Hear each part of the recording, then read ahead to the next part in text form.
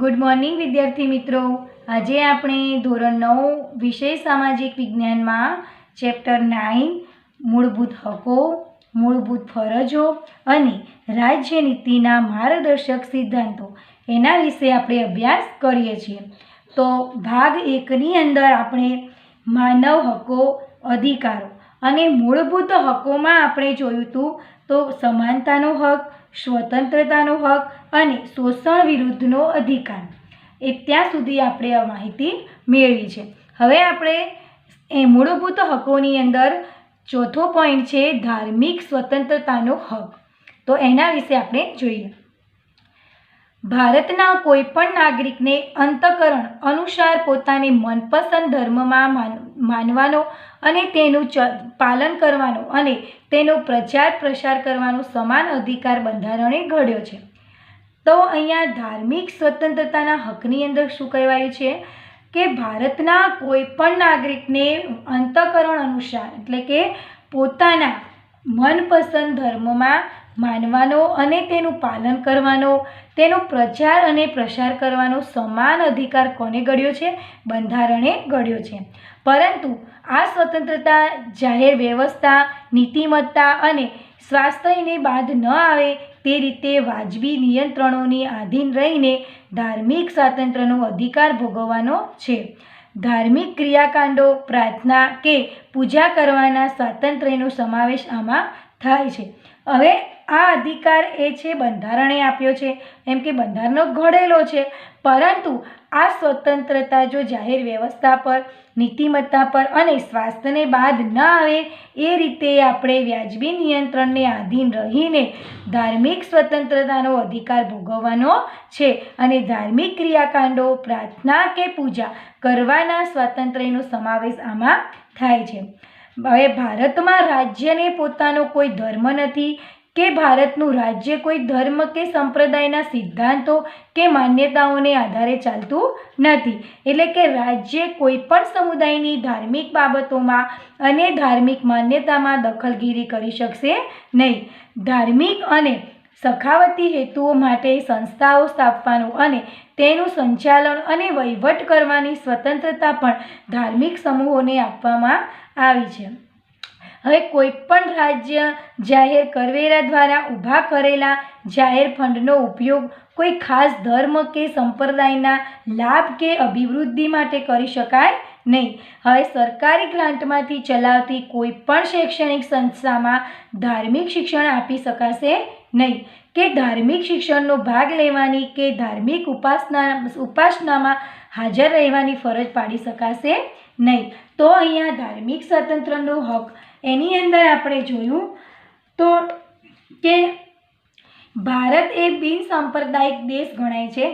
એટલે કે ભારતને પોતાનો કોઈ ધર્મ નથી, કોઈ રાજ્ય, કોઈ ધર્મ કે સંપ્રદાય સિદ્ધાંતો કે માન્યતાઓને આધારે ચાલતું નથી। કેમ કે ભારતને પોતાનો કોઈ ધર્મ નથી અને ભારતનો કોઈ રાજ્ય એ ધર્મ કે સંપ્રદાયના સિદ્ધાંતોને કે માન્યતાઓને આધારે ચાલતું નથી। ભારત એ ધાર્મિક બાબતો અને માન્યતાઓમાં તટસ્થ ગણાય છે। અહીં બધા જ ધર્મોને સમાન ગણવામાં આવ્યા છે। ભારતના બંધારણે બધા જ નાગરિકોને ધાર્મિક સ્વતંત્રતાનો હક આપ્યો છે। તો દરેક નાગરિકે પોતાના ધર્મનું મનપસંદ ધર્મ એટલે કે મનપસંદ ધર્મ સ્વીકારી શકે છે। હવે આ હક દરેક નાગરિકને જાહેર વ્યવસ્થા, નૈતિકતા અને સ્વાસ્થ્યની વિરુદ્ધ ન હોય એવો કોઈ પણ મનપસંદ ધર્મ પાળવાનો તથા માનવાનો અને તેનો પ્રચાર પ્રસાર કરવાની પણ સ્વતંત્રતા આપે છે। હવે આ હક મુજબ દરેક નાગરિકને પોતાના ધર્મના ક્રિયાકાંડો, પ્રાર્થના, પૂજા અને વિધિઓ કરવાની અને તે વિધિઓમાં ભાગ લેવાની પણ સ્વતંત્રતા છે। આ હકે નાગરિકને ધર્મ પરિવર્તન કરવાની પણ સ્વતંત્રતા આપી છે। તો આ જે ધાર્મિક સ્વતંત્રતાનો હક છે એમાં બંધારણને એટલે કે નાગરિકને પણ ધર્મ પરિવર્તન કરવાની સ્વતંત્રતા અહીંયા આપવામાં આવે છે। આ ઉપરાંત પણ આ હક અન્વયે નાગરિક પોતાના ધર્મના પ્રચાર માટે સંસ્થાઓ સ્થાપી શકે છે, મુક્તપણે તેનું સંચાલન કરી શકે છે, તેમજ એ ધાર્મિક સંસ્થાઓ મિલકત ધરાવી શકે છે। તો હવે આપણે જોઈએ એનું પાંચમું છે સાંસ્કૃતિક અને શૈક્ષણિક હકો. ભારતમાં વિવિધ ધર્મો, વિવિધ ભાષાઓ અને સંસ્કૃતિઓ ધરાવતા લોકો રહે છે. તો આપણે જોઈએ છીએ કે ભારતની અંદર અનેક પ્રજાઓ આવી, તો એના કેટલાક વિવિધ ધર્મો હતા, એમની સંસ્કૃતિઓ, એમની કેટલી અલગ અલગ ભાષાઓ હતી.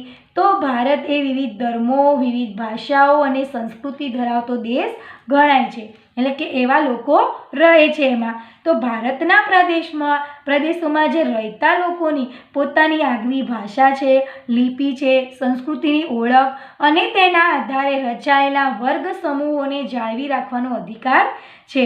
હવે કોઈપણ શૈક્ષણિક સંસ્થાઓ કે જે રાજ્યની ગ્રાન્ટ પર નિર્ભર હોય તેમાં ધર્મ, જાતિ, જ્ઞાતિ, ભાષા કે કોઈ એક કારણસર કોઈ નાગરિકને પ્રવેશ આપવાનો ઇનકાર કરી શકાશે નહીં. અને જો કોઈ ઉમેદવાર ચૂંટણીમાં ધર્મ કે જાતિ કે ભાષાના ધોરણે પોતાને મત આપવાની અપીલ કરે તો તે લોક પ્રતિબંધિત ધારાની કલમ એટલે કે 123(3) હેઠળ ગેરનીતિ ગણવામાં આવે છે. હવે કોઈ પણ રાજ્ય કોઈ કાયદો ઘડીને નાગરિકો કે તેના કોઈ વિભાગ પર કોઈ સંસ્કૃતિ કે કોઈ ભાષાના પાયા પર રચાયેલી તમામ લઘુમતીઓને તેમની પસંદગીની શૈક્ષણિક સંસ્થાઓની સ્થાપના અને વહીવટ કરવાનો અધિકાર આપશે. રાજ્ય પણ કોઈ ધર્મ કે ભાષા પર રચાયેલી લઘુમતી સંસ્થાઓને રાજ્ય નિધિમાંથી અપાતી શૈક્ષણિક સહાય કે શૈક્ષણિક શિષ્યવૃત્તિઓ જેવા લાભોમાં માત્ર એ કારણોસર ભેદભાવ કરી શકશે નહીં. આવી લઘુમતી સંસ્થાઓની મિલકતનું ફરજિયાત સંપાદન કે પોતાના હસ્તક લેવા ઈચ્છે તો રાજ્ય જરૂરી વળતર આપીને જ કરી શકશે. આમ શૈક્ષણિક સંસ્થાઓના સંદર્ભે મહત્વપૂર્ણ જોગવાઈઓ એ બંધારણમાં કરવામાં આવી છે. તો આપણે સાંસ્કૃતિક અને શૈક્ષણિક હકોની અંદર જોયું કે સાંસ્કૃતિક અને શૈક્ષણિક હકો એ સાંસ્કૃતિક, ધાર્મિક અને ભાષાકીય લઘુમતીઓ માટે અતિ મહત્વના છે. એટલે કે આ હકોથી ભારતના કોઈ પણ નાગરિકને પોતાના ભાષા, બોલી, લિપિ, સંસ્કૃતિ, પ્રણાલિકાઓ, આદર્શો, મૂલ્યો વગેરે ધરાવવાની, જાળવી રાખવાની અને તેનો વિકાસ કરવાની સ્વતંત્રતા મળી છે. હવે રાજ્ય દ્વારા સંચાલિત કે રાજ્યની ગ્રાન્ટ પર નિર્ભર હોય એવી કોઈ પણ શૈક્ષણિક સંસ્થાઓ કોઈ પણ નાગરિકને ભાષા, ધર્મ કે સંસ્કૃતિને કારણે પ્રવેશ આપવાનો ઇનકાર કરી શકાતો નથી. હવે ભારતના કોઈ પણ નાગરિકને પોતાનો વિકાસ સાધવા માટે યોગ્ય લાગે તે કલા, શિક્ષણ અને સાહિત્ય વગેરે સંસ્કાર પોષક પ્રવૃત્તિઓ કરવાની સ્વતંત્રતા મળી છે. હવે લઘુમતી કોમોમાં ભાષાકીય અને ધાર્મિક દ્રષ્ટિએ પોતાની શિક્ષણ સંસ્થાઓ સ્થાપી શકે છે અને રાજ્ય કોઈ પણ પ્રકારના ભેદભાવ વિના તેમને નાણાકીય સહાય આપવા બંધાયેલું છે. હવે રાજ્ય સરકાર લઘુમતી સંસ્થાઓની મિલકતોનું સંપાદન જરૂરી વળતર આપીને જ કરી શકશે. શૈક્ષણિક સંસ્થાઓના સંદર્ભે મહત્વપૂર્ણ જોગવાઈઓ બંધારણમાં કરવામાં આવી છે. આમ દેશના સાંસ્કૃતિક વારસાની જાળવણી એ રાજ્યની ફરજ બને છે. હવે આપણે એનો છેલ્લો પોઈન્ટ છે બંધારણીય ઇલાજોનો હક.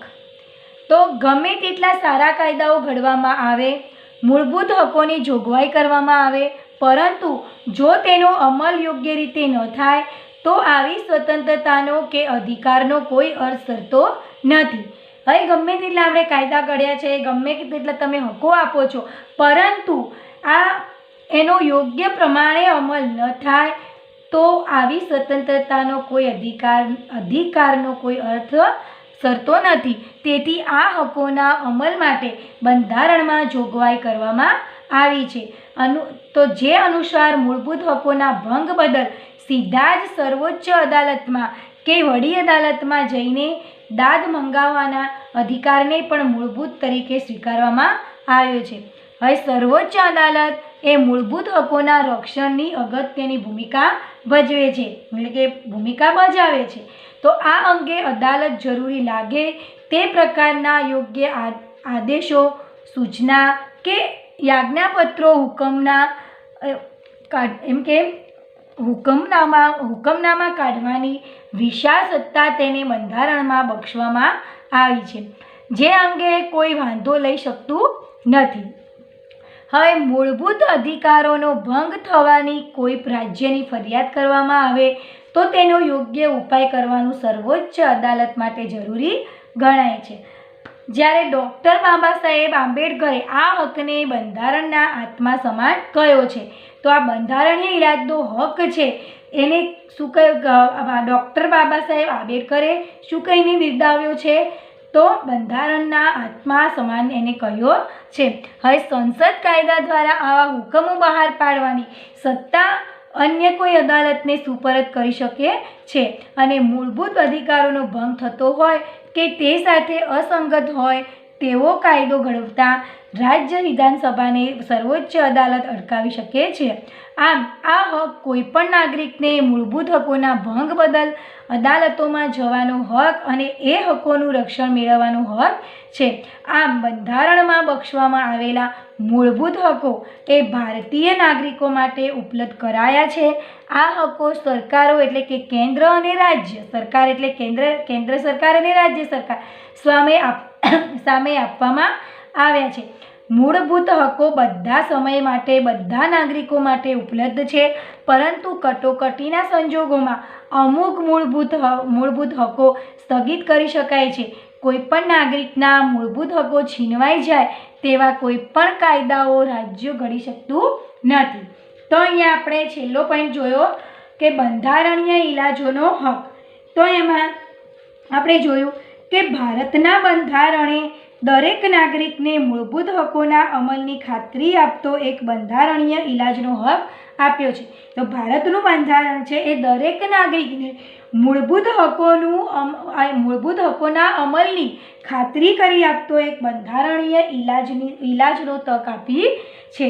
હવે કોઈ પણ મૂળભૂત હકનું પાલન ન થતું હોય કે તેનો ભંગ થતો હોય તો કોઈપણ નાગરિક એ હકના રક્ષણ માટે વડી અદાલત એટલે કે હાઈકોર્ટ ને કે સર્વોચ્ચ અદાલત પાસે તે દાદ માંગી શકે છે. હવે આ માટે અદાલતને હાજર હુકમ, કર્તવ્ય હુકમ, મનાઈ હુકમ વગેરે હુકમો આદેશો બહાર પાડવાની બંધારણીય સત્તા આપવામાં આવી છે.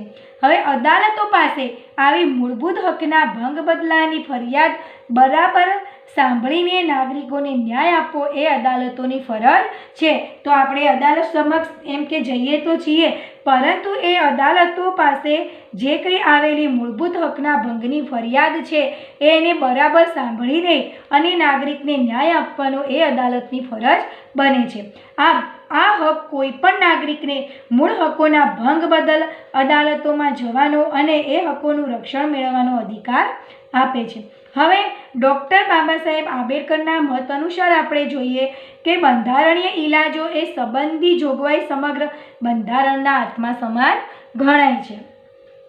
આમ અલબત્ત જ્યારે દેશમાં કટોકટીની પરિસ્થિતિ જાહેર કરવામાં આવી હોય ત્યારે અન્ય મૂળભૂત હકોની જેમ આ હકનો અમલ પણ મોકૂફ રાખી શકાય છે.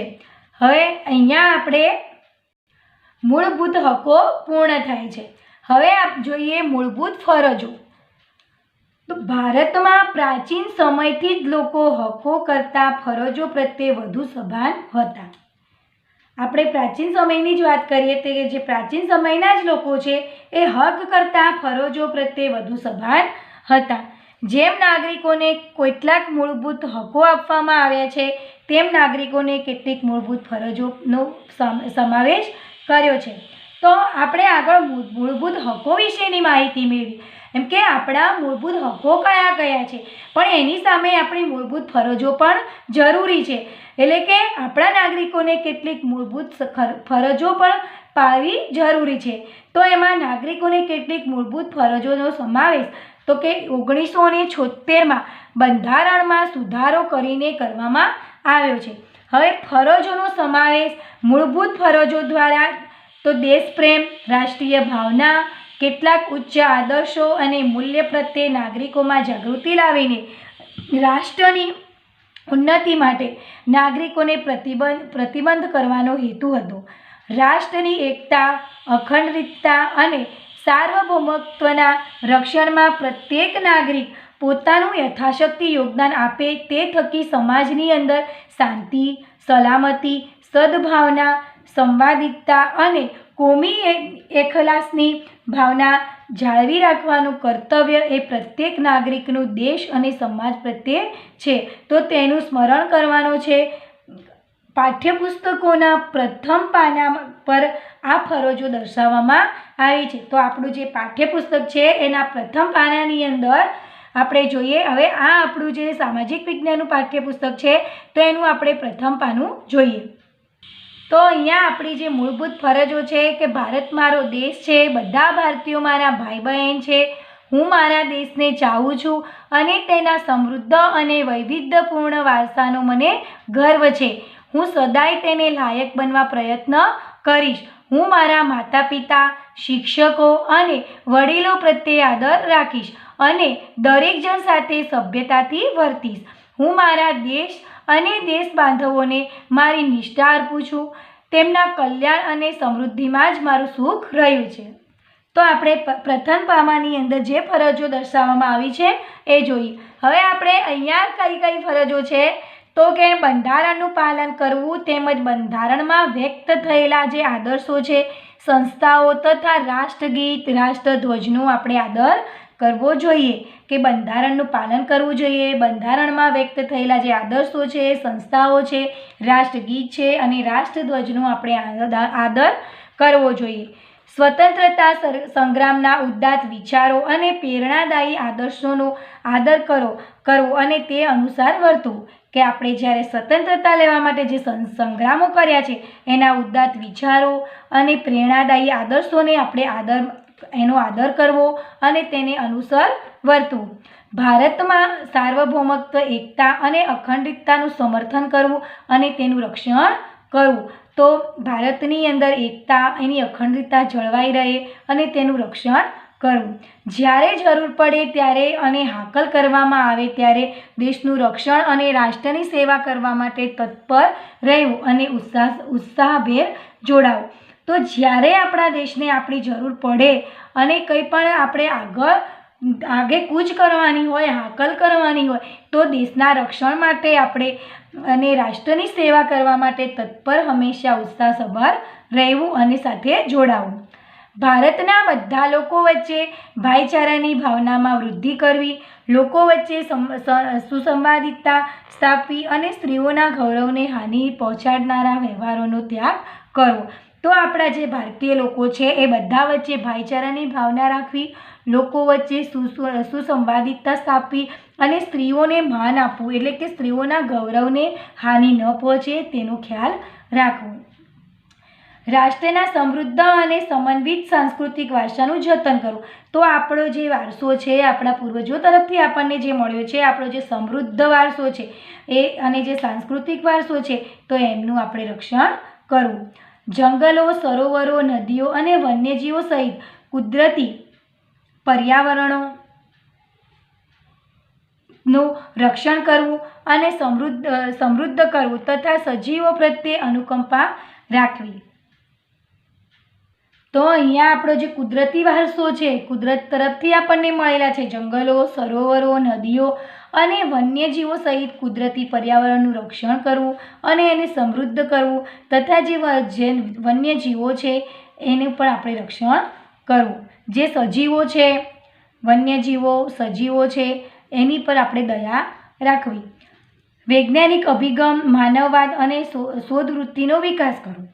તો વૈજ્ઞાનિક અભિગમ દાખવવો, માનવવાદ અને જે કોઈ પણ સંશોધન વૃત્તિનો આપણે વિકાસ કરવો. જાહેર માલ મિલકતનું રક્ષણ કરવું અને હિંસાનો ત્યાગ કરવો. જ્યારે જાહેર માલ મિલકતો છે એનું રક્ષણ કરવું અને હિંસાનો ત્યાગ કરવો. હવે આગળ છે વૈયક્તિક અને સામૂહિક પુરુષાર્થના ક્ષેત્રોમાં ઉત્કટતા સિદ્ધ કરવા સતત પ્રયત્નશીલ રહેવું, જેથી રાષ્ટ્ર પ્રગતિ અને સિદ્ધિના સોપાનો ઉત્તરોત્તર કરતું રહે. તો અહીંયા આપણે વૈયક્તિક અને સામૂહિક પુરુષાર્થ કરવાના ક્ષેત્રોમાં હંમેશા ઉત્કટ રહેવું અને સિદ્ધિ પ્રાપ્ત કરવા પ્રયત્નશીલ રહેવું, જેથી આપણા રાષ્ટ્રની પ્રગતિ એ સિદ્ધિના સોપાનો ઉત્તરોત્તર સર થતા રહે. મફત, ફરજિયાત અને સાર્વત્રિક રીતે શિક્ષણ પોતાના પાલ્યને આપવું અને એ તેના માતા પિતાની ફરજ રહેશે. તો આપણા જે અહીંયા મફત, ફરજિયાત અને સાર્વત્રિક રીતે શિક્ષણ પોતાના પાલ્યને આપવું, તો આ શિક્ષણ કોણ આપી શકે છે? તો માતા પિતા. તો આ ફરજ માતા પિતાની રહેશે. ભારતમાં 6 જાન્યુઆરીને મૂળભૂત ફરજ દિન તરીકે ઉજવવામાં નક્કી થયું છે. તો આજે 6 જાન્યુઆરી છે એ ભારતની અંદર મૂળભૂત ફરજ દિન તરીકે ઉજવવાનું નક્કી થયું છે. તો આ બધી ફરજો પૈકી કેટલીક ફરજોને કાનૂની પીઠબળ છે. એનું પાલન નહીં કરનારને સજા થાય છે. નાગરિકો ફરજોનું પાલન કરે એ માટે તેમનામાં સભાનતા અને જાગૃતતા ઊભી કરવાનો પ્રયાસ શિક્ષકોએ પ્રયત્નશીલ બનીને કરવો જોઈએ. સમાજમાં પ્રવર્તતા કેટલાક સામાજિક દૂષણો કે અનિષ્ટો જેવા કે અસ્પૃશ્યતા, ભેટ પ્રથા, બાળમજૂરી, સ્ત્રી શોષણ, જાતીય સતામણી, દહેજ પ્રથા, સ્ત્રીભ્રૂણ હત્યા, કુરિવાજો, અંધશ્રદ્ધા, વહેમ, સદંતર નાબૂદ, એમ કે આ સદંતર નાબૂદ થાય એ જોવાની જવાબદારી અને ફરજ નાગરિક તરીકેની આપણી છે. સંવેદનશીલ અને જાગૃત નાગરિક તરીકે આપણે શું કરવું જોઈએ? તો તેનું સ્પષ્ટ દિશા સૂચન આ ફરજો આપણને આપે છે. જો ભવિષ્યના નાગરિક એવા બાળકો અને કિશોરોમાં આ ફરજો વ્યાપક પ્રસાર પ્રચાર થાય અને તેના મહત્ત્વ અને ઉપયોગિતાનું સતત અને સઘન શિક્ષણ આપવામાં આવે તો ભવિષ્યના નાગરિકોમાં સામાજિક અને રાષ્ટ્રીય ઉત્તરદાયિત્વની ભાવના, વિશ્વ બંધુત્વ, ન્યાયી અને શોષણવિહીન સમાજની રચના, ઉચ્ચ આદર્શો ફળીભૂત થઈ શકે છે. તો અહીંયા આપણે છેલ્લે મૂળભૂત ફરજોની અંદર જોયું કે ઈસવીસન 1976માં બંધારણમાં સુધારો કરીને બંધારણમાં નાગરિકની મૂળભૂત ફરજો સમાવવામાં આવી છે. અને મૂળભૂત ફરજોનો મુખ્ય હેતુ તો દેશપ્રેમ, કેટલાક ઉચ્ચ આદર્શો અને મૂલ્યો પ્રતિ જાગૃતિ તેમજ રાષ્ટ્રને ઉન્નત બનાવવા માટે નાગરિકોને પ્રતિબંધ કરવાનો છે. તો આ વિષયના પાઠ્યપુસ્તકની શરૂઆતમાં આપણે મૂળભૂત ફરજો દર્શાવવામાં આવી છે. હવે દર વર્ષે 6 જાન્યુઆરીના દિવસે મૂળભૂત ફરજ દિન તરીકે ઉજવવાનું સૂચન થયું કે દર વર્ષે જ્યારે 6 જાન્યુઆરીનો દિવસ આવે તો એ દિવસને આપણે મૂળભૂત ફરજ દિન તરીકે ઉજવવાનો રહેશે. તો વિદ્યાર્થી મિત્રો, આજે આપણે જે ટોપિક વિશે માહિતી મેળવી છે એમાંથી થોડા પ્રશ્નો જોઈએ. ભારતનો નાગરિક કયા મૂળભૂત હકથી પોતાને યોગ્ય લાગે તે ધર્મ અપનાવી શકે છે? તો ભારતનો નાગરિક ધાર્મિક સ્વતંત્રતા, મૂળભૂત હકથી પોતાને યોગ્ય લાગે તે ધર્મ અપનાવી શકે છે. શૈક્ષણિક સંસ્થાઓની સ્થાપના કયા મૂળભૂત હકથી કરી શકાય? શૈક્ષણિક સંસ્થાઓની સ્થાપના સાંસ્કૃતિક અને શૈક્ષણિક હક નામના મૂળભૂત હકથી કરી શકાય છે. ડૉક્ટર બાબા સાહેબ આંબેડકરે કયા મૂળભૂત હકને બંધારણનો આત્મા કહ્યો છે? તો ડૉક્ટર બાબા સાહેબ આંબેડકરે બંધારણીય ઇલાજોના હકને બંધારણનો આત્મા કહ્યો છે. કયા દિવસને મૂળભૂત ફરજ દિન તરીકે ઉજવવામાં આવે છે? તો દર વર્ષે 6 જાન્યુઆરીના દિવસને મૂળભૂત ફરજ દિન તરીકે ઉજવવામાં આવ્યો છે. નાગરિકની મૂળભૂત ફરજોનો મુખ્ય હેતુ શું છે? તો નાગરિકની મૂળભૂત ફરજોનો મુખ્ય હેતુ આપણે જોયો કે દેશપ્રેમ, રાષ્ટ્રીય ભાવના, કેટલાક ઉચ્ચ આદર્શો અને મૂલ્યો પ્રત્યેની જાગૃતિ અને રાષ્ટ્રને ઉન્નત બનાવવા માટે નાગરિકોને પ્રતિબંધ કરવાનો છે. તો વિદ્યાર્થી મિત્રો, આજનો અભ્યાસ આપણે આટલા સુધી સીમિત રાખીએ છીએ. નેક્સ્ટ વિડીયોની અંદર આપણે રાજ્યનીતિના માર્ગદર્શક સિદ્ધાંતોની માહિતી મેળવીશું. Thank you.